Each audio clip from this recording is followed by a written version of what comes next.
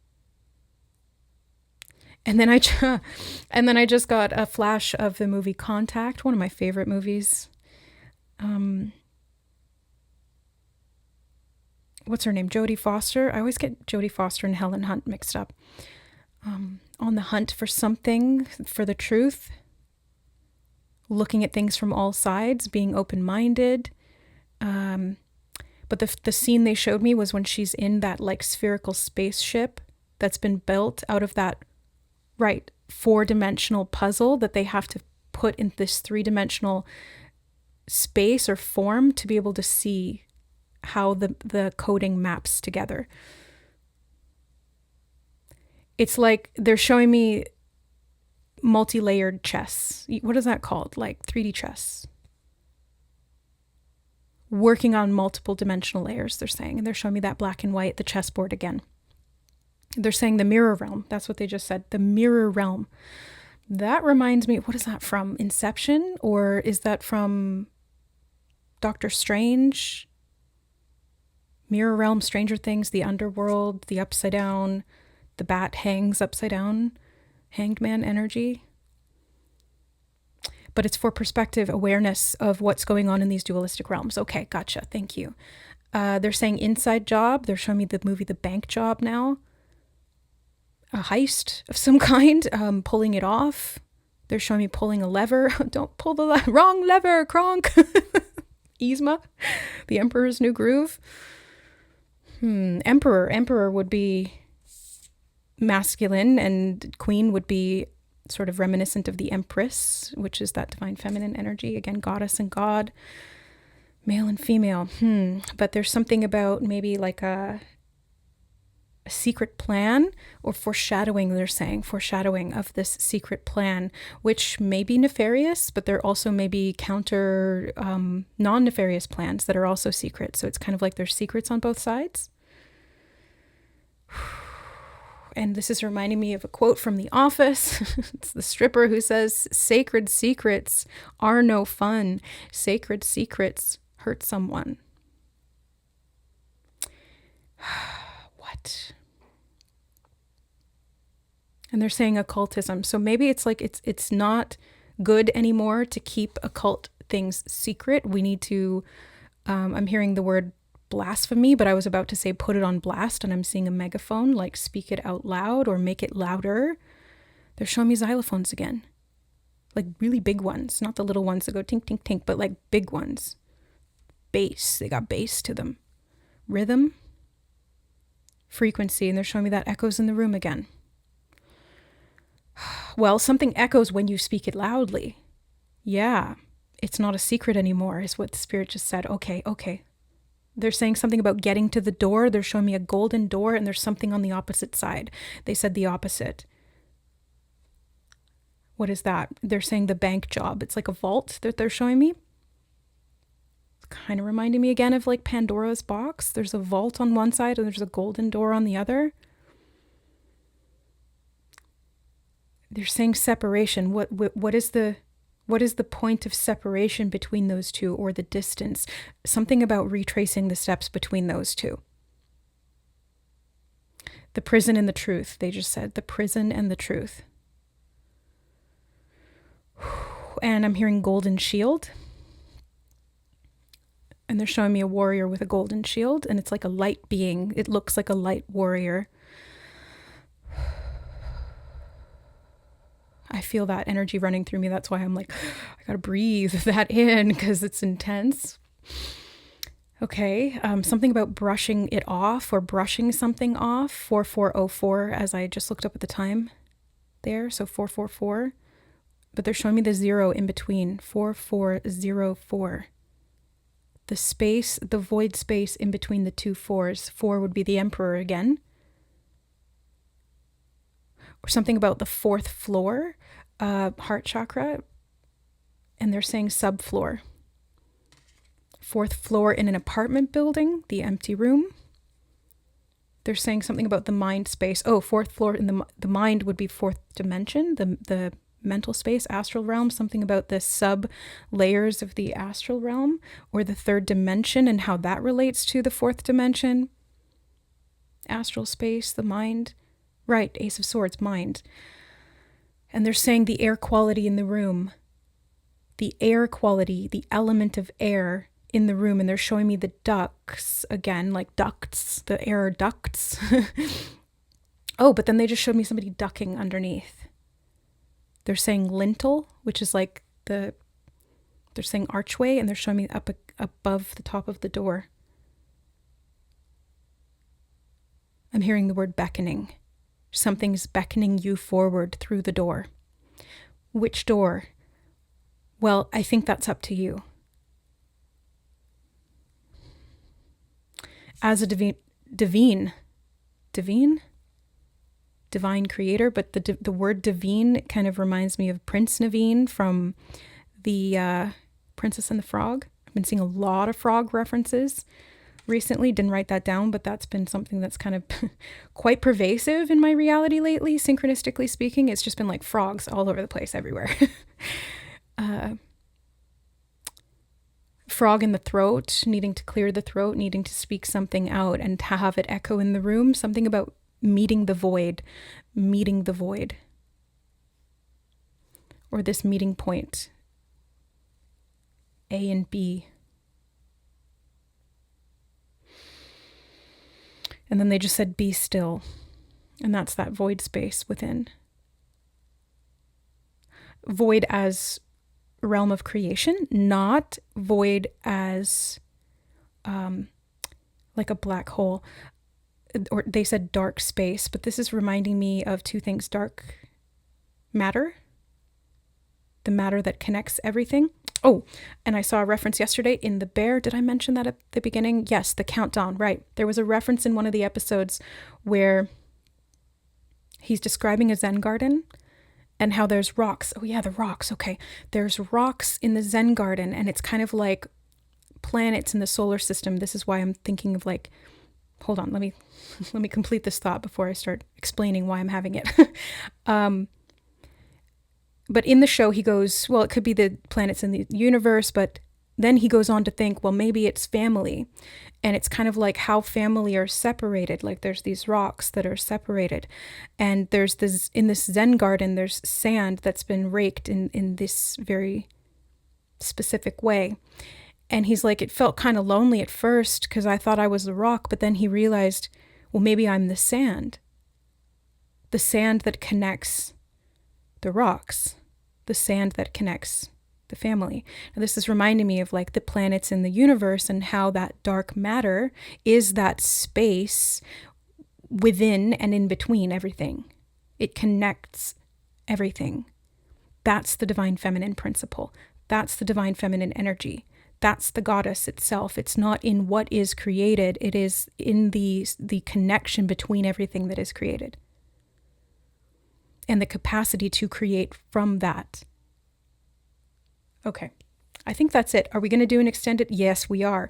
We are going to do an extended today, 48 minutes later. So if this is resonating with you, I think we're going to get a little more personal. We can dive a little deeper into these concepts and maybe how they will apply to you individually or something to do with your spiritual journey. It'll be more dynamic because there's less people on the extendeds. So if you want to join for that, I'll leave the link below. You can become a member here on the channel, and that gives you access to all of the extended readings. You can choose for a month or however long of an extended period of time that you want. But yeah, if that resonates or is calling to you, that'll be there. If you don't want to join or you can't, just don't worry about it. Everything is richly coded, and the message here was quite diverse and in depth. So I would definitely just kind of like sit with that in stillness and see what percolates up from within you or what this catalyzes or even triggers, because there's a deep, deep knowing that is evolving out of you and through you as you. Okay. Third trimester. I meant to say third trimester. What would that be? Like the end stage of a pregnancy? When it's being born? I don't know. I've never been pregnant, so I don't, well, yeah. Okay, so Something about the golden sideways. Okay, let's save it, Spirit. Thank you for bringing through so much, but let's save it for the extended. So we'll see those of you who want to join for the extended in that. And for the rest of you, thank you so much for being here. I love you, bless you on your journey to spiritual, sacred embodiment of this wisdom and your highest inner truth for your greatest and highest good in the ascension cycle of humanity. I love you. We'll see you in the next reading.